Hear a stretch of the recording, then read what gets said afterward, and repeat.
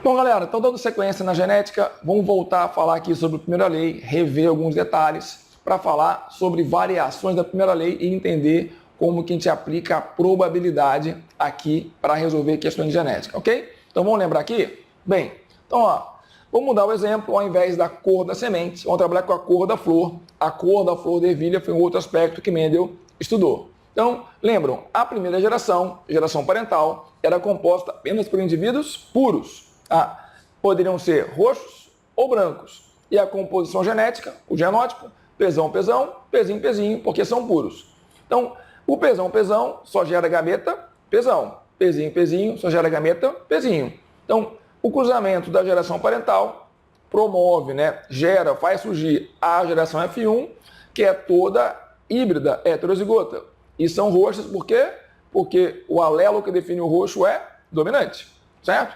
Pois bem, então, quando esses indivíduos forem cruzar, lembrando, a semente se autopoliniza, a ervilha se autopoliniza, então ficava muito mais fácil. Os gametas gerados vão ser pezão e pezinho. Então, do cruzamento de pezão, pezinho com pezão, pezinho, aqui, montando, o quadro de Punnett, vai gerar, então, pezão, pezão, pezão, pezinho, pezão, pezinho e pezinho, pezinho. 3 rostos para cada um, branco, proporção fenotípica, então, de 3:1. Esse, então, é um aspecto fundamental, a gente não pode esquecer. A proporção fenotípica da primeira lei é de 3:1, proporção fenotípica. E a proporção genotípica entre os genótipos é de 1:2:1. Então, a proporção genotípica é de 1:2:1. Beleza? Tudo bem?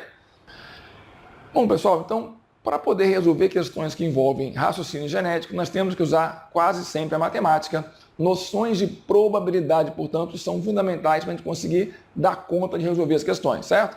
É simples. Então, pensa comigo. O que é uma probabilidade? O que é a probabilidade de ocorrência de um evento? Eu sempre vou montar a probabilidade na forma de uma fração, em que eu vou colocar no numerador o número total de eventos favoráveis e no denominador o total de eventos possíveis. Então, eu monto uma fração em que eu coloco no numerador os eventos favoráveis, aquilo que me interessa, e no denominador os eventos possíveis, aquilo que é possível que pode acontecer. Então, um exemplo simples.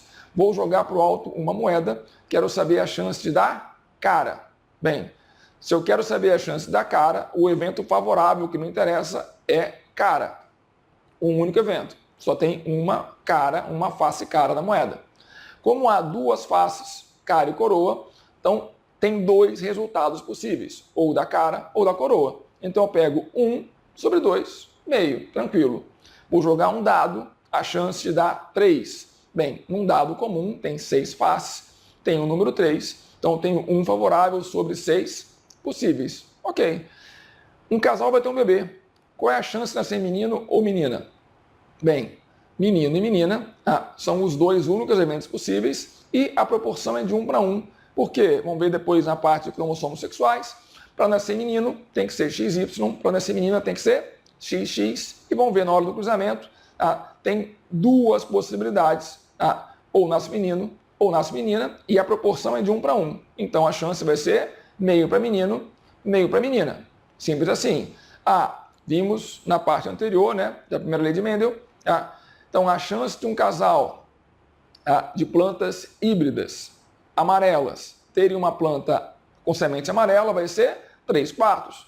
Fiz o cruzamento, tem 3 amarelos sobre o total de 4 possibilidades. Ok, simples. Ora, e quando eu tenho que utilizar mais de um resultado? Por exemplo, qual é a chance do casal ter um descendente do sexo masculino e com um fenótipo normal ou com um fenótipo afetado? Qual é a chance de nascerem 2 crianças? Então, sempre que eu tenho mais de um evento, eu vou ter que usar uma das 2 regrinhas que eu vou falar agora. Ou a regra do E ou a regra do OU. Beleza? Bem, o que diz a regra do E?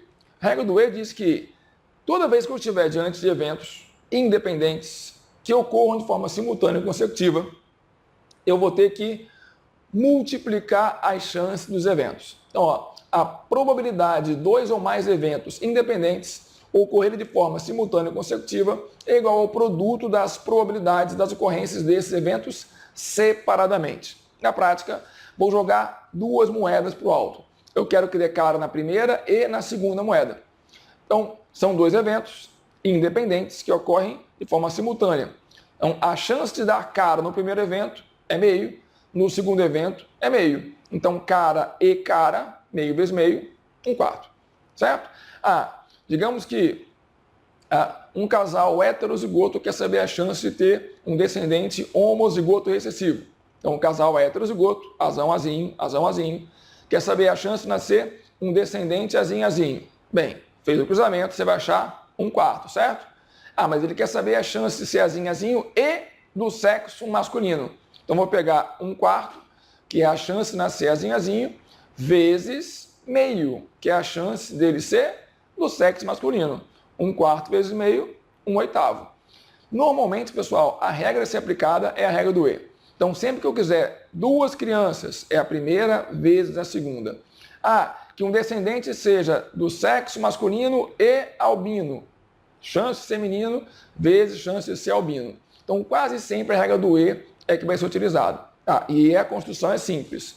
Se eu penso que é o evento A e o evento B, e lembre-se, cada característica, quando eu pensar em genética, a ocorrência de cada característica é um evento isolado. Então, chance de nascer albino é um evento. Chance de nascer com polidactilia é outro evento. Então, eu pego a chance do evento A e multiplico pela chance do evento B. Ok? Bem, e a regra do OU? A regra do OU vale para eventos alternativos. O que são eventos alternativos? São os eventos mutuamente excludentes. São aqueles eventos em que a ocorrência de um implica na impossibilidade fática, lógica da ocorrência do outro. Por exemplo, é possível que numa única moeda lançada dê cara e coroa? Não tem como. Por quê? Se deu cara, não deu coroa. Se deu coroa, não deu cara. Então esses eventos se anulam. Eles são mutuamente excludentes. A ocorrência de um exclui a possibilidade da ocorrência do outro. Nesse caso, então, o que eu faço? Eu somo as probabilidades de cada evento separadamente. Então, se eu perguntar para você o seguinte, vou jogar uma moeda para o alto. Qual é a chance, qual é a probabilidade de dar cara ou coroa? Bem, cara é meio, coroa é meio, meio mais meio, 100%. Um casal vai ter um bebê. Qual é a chance de nascer menino ou menina? Bem, menino é meio, menina é meio, meio mais meio, 100%. Ok? Mas muito cuidado, eu só posso somar eventos que são mutuamente excludentes. Se eles não se excluem mutuamente, eu não posso somar. Ok? Então, vou jogar um dado e uma moeda.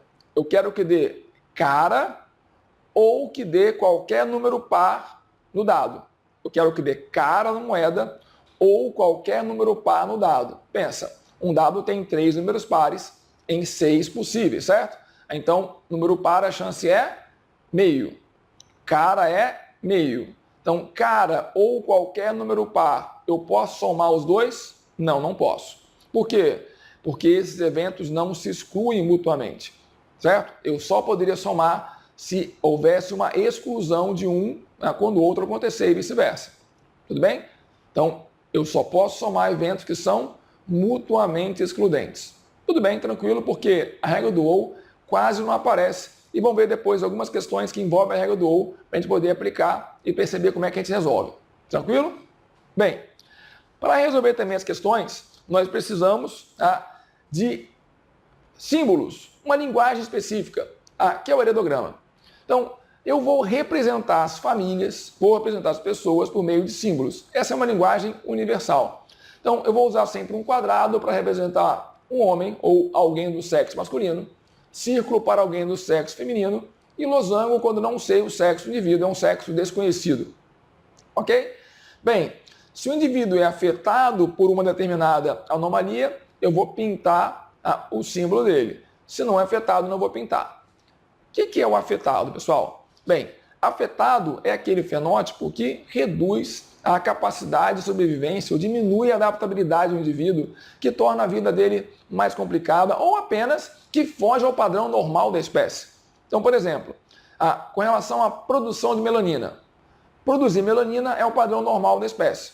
Não produzir é algo que foge do normal e reduz um pouco a condição, a qualidade de vida do indivíduo. Porque o albino, por não ter melanina, não pode se expor à radiação solar e isso gera limitações. Então, nesse caso, eu diria que o fenótipo albino é um fenótipo afetado e o não albino é o fenótipo normal. Polidactilia. Bem, ter mais do que 6 dedos em pelo menos um dos membros.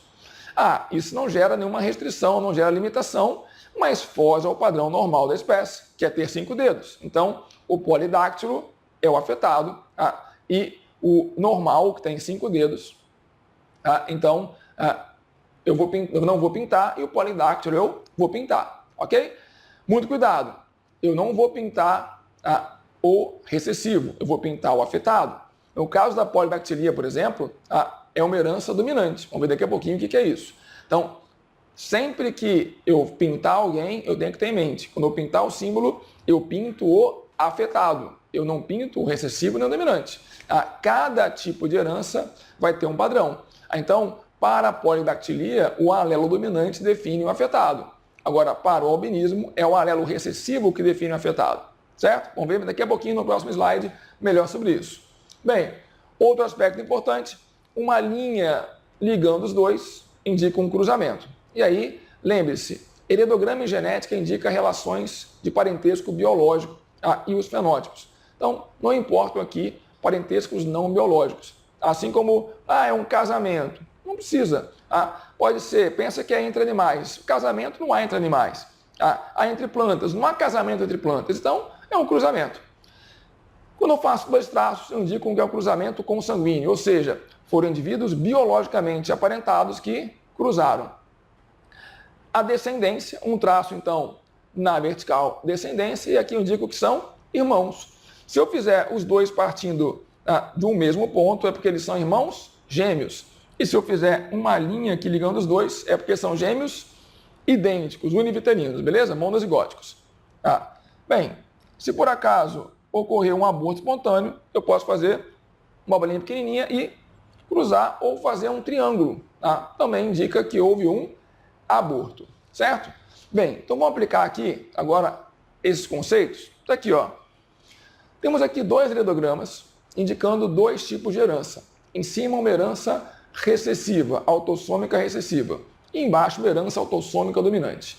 Quando eu falo que herança é autossômica, quer dizer o seguinte: não tem nenhuma relação com os cromossomos sexuais, portanto, homens e mulheres podem manifestá-la em tese da mesma maneira. Homens e mulheres vão ter a mesma quantidade de alelos desses genes. Tudo bem? Quando eu falo que herança é recessiva, quer dizer que o alelo recessivo define um fenótipo afetado. Então, sempre que eu falar que uma herança é recessiva, eu estou afirmando que o alelo recessivo é o alelo que define um fenótipo afetado. Na herança dominante, o alelo dominante define um fenótipo afetado. Então, albinismo é uma herança recessiva. Polidactilia é uma herança dominante. Nanismo é uma herança dominante. E lembre-se, ser recessivo, ser dominante, não tem nenhuma relação com ser afetado ou ser normal.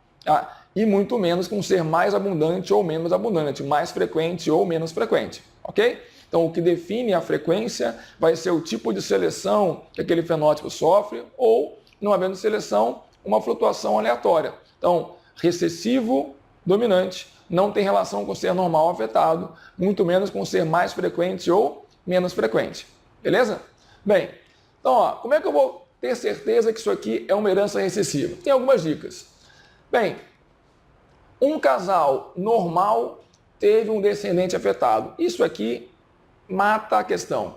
Sempre que um casal normal tiver um descendente afetado, não há mais o que pensar. Esse descendente afetado aqui, com certeza é homozigoto recessivo e o casal, com certeza, é heterozigoto. Sempre. Pais normais, filho afetado. Pais normais, filho ou filha afetado. Os pais são heterozigotos e o filho é homozigoto recessivo. Então aqui eu tenho certeza, afetado é recessivo. Tudo bem? Bem, um detalhe aqui importante, eu tenho outras dicas que vão me fazer crer que a herança é recessiva. Os traços recessivos ou os fenótipos recessivos normalmente saltam gerações. É comum acontecer isso. Por quê? Porque ele tem que herdar do pai e da mãe o alelo recessivo para poder manifestar o fenótipo. E normalmente aparece na mesma proporção nos dois sexos. Não há uma distinção clara entre homens afetados e mulheres afetadas no aspecto quantitativo. Então, a proporção é parecida. Bem, aqui uma herança dominante. Como é que eu poderia ter certeza que é herança dominante? Eu teria certeza se eu encontrasse um casal afetado com um filho normal. Aqui não tem. Então, se tivesse aqui um casal afetado com um filho normal, só para poder a gente fazer essa análise, então considere que esse indivíduo aqui é afetado, ok? Um casal afetado com um filho normal, não há mais dúvida. Esse casal, com certeza, é heterozigoto. E esse aqui afetado, com certeza, é homozigoto recessivo.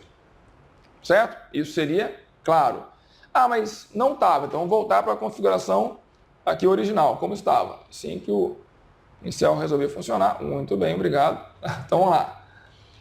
Como é que eu vou, então, concluir que a herança é dominante? Bem, porque em todas as gerações, praticamente, tem alguém afetado. Segundo, todo indivíduo afetado tem sempre um parental, pai ou mãe afetado. Então, se eu não tiver um casal afetado com um filho normal, que é o que mataria a questão, o fato de sempre o afetado ter pai ou mãe afetado e não haver aquele salto de gerações, que é típico da herança autossômica recessiva, eu vou concluir então que a herança provavelmente é dominante. Então, certeza mesmo, só se um casal afetado tiver um filho normal. Agora, se eu não tiver isso, eu vou considerar outros aspectos. Aparece em todas as gerações? Sim. Todo afetado tem pai ou mãe afetado? Sim. Então, provavelmente, essa herança é dominante. Ok? Bom, pessoal, então para terminar, vamos ver mais alguns outros termos e conceitos aqui importantes nessa parte inicial de genética. Primeiro, fenocópia. O que é fenocópia? Fenocópia é a cópia de um fenótipo. Então, ocorre uma fenocópia quando o indivíduo altera o seu fenótipo, de forma intencional ou não, para um outro fenótipo que existe na espécie, mas que é incompatível com o seu padrão metabólico, com a sua condição genética. Exemplo mais tradicional, mais comum, a pessoa que pintou o cabelo. Então, a pessoa era loira, pintou o cabelo de preto. Bem, cabelo preto existe na espécie humana, mas geneticamente é impossível que ele tenha cabelo preto. Então, ao alterar o fenótipo, ocorreu uma fenocópia, certo? É importante. Se ele pintasse o cabelo de verde, de roxo, uma cor que não existe naturalmente, aí não seria fenocópia. Mas, então, se eu pego o sol e mudo a cor da minha pele, fico bronzeado porque peguei sol, isso é uma fenocópia? Não. Aí, o que eu tenho é uma variação do fenótipo em função de um agente ambiental, mas para algo compatível com o genótipo. Aí eu chamo de norma de reação. Então, a norma de reação acontece quando há uma alteração fenotípica em razão de um estímulo externo, mas por uma atividade interna. Então, eu peguei sol, a radiação estimulou a produção de mais melanina nos meus melanócitos. Então, a produção de mais melanina foi algo que eu fiz em função do estímulo externo. Então, eu estou fazendo algo que eu já tinha condição genética de fazer. Faltava o estímulo. Então, eu tenho aí um caso de norma de reação. Como é que esse assunto é cobrado? Quase sempre é a mesma lógica. Ele vai começar a questão caracterizando dois indivíduos geneticamente iguais, ou irmãos gêmeos idênticos, ou um clone, ou clones. Vai falar o seguinte, olha, esses indivíduos geneticamente iguais foram separados. Um está num ambiente mais claro, o outro no mais escuro, mais seco, mais úmido, enfim. Ele vai colocar indivíduos geneticamente iguais em ambientes diferentes. E vai pedir a conclusão. Bem, qual é a conclusão? Se esses indivíduos geneticamente iguais em ambientes diferentes apresentarem fenótipos diferentes, quer dizer que o ambiente interferiu no fenótipo. Então, temos um caso aí, norma de reação. Agora, se indivíduos geneticamente iguais em ambientes diferentes manifestarem o mesmo fenótipo, quer dizer que o ambiente não interferiu. Então, não há a interferência do ambiente, nesse caso, na manifestação fenotípica. Então, não temos norma de reação, temos a expressão gênica pura e simples normal. Ok? Bem, outra situação que pode aparecer é a expressividade variável. O que é isso? Bem, vou até sair aqui, ó, para você poder dar um pause e ler. Então, expressividade variável acontece quando indivíduos geneticamente iguais são fenótipos diferentes. Qual é o motivo? Não tem um motivo aparente. Então, simplesmente, eles vão manifestar fenótipos diferentes, apesar de estarem no mesmo ambiente. Então, não há uma interferência ambiental, é alguma condição interna que faz com que o fenótipo seja diferente. E uma outra situação é a penetrância reduzida. O que é a penetrância reduzida de um alelo ou de um gene? É o percentual de indivíduos que manifestam o fenótipo correspondente ao seu genótipo. Então, se um gene ou um alelo tem uma penetrância reduzida, digamos que a penetrância é reduzida em 10%, quer dizer o seguinte: 90% das pessoas que tiverem aquele gene ou aquele alelo vão manifestar aquele fenótipo. Então, 90% das pessoas que tiverem aquele genótipo corrigindo ou aquele alelo vão manifestar o fenótipo. E 10%, apesar de terem aquele alelo ou aquele genótipo, não manifestam o fenótipo. Então, aí eu falo que a penetrância é reduzida, ok? E cuidado com a preposição. Reduzida em 10% quer dizer que 90% manifesta, 10% não. Reduzida a 90%, 90% manifesta, 10% não. Beleza? E, por fim, vamos falar sobre o que a gente chama de cruzamento teste. O que é o cruzamento teste, pessoal? Cruzamento teste é um cruzamento que é feito a fim de se descobrir qual é o genótipo de um indivíduo que manifesta o fenótipo dominante, mas que, obviamente, eu não sei o genótipo. Então, lembra da ervilha? Flor roxa é dominante. Eu estou diante de uma planta com flor roxa. Eu não sei se ela é pezão-pezão ou pezão-pezinho. Então, o que eu faço para descobrir? Faço um cruzamento teste. Eu cruzo essa planta com uma outra que apresenta o fenótipo recessivo, flor branca. Beleza? E aí eu tenho duas hipóteses.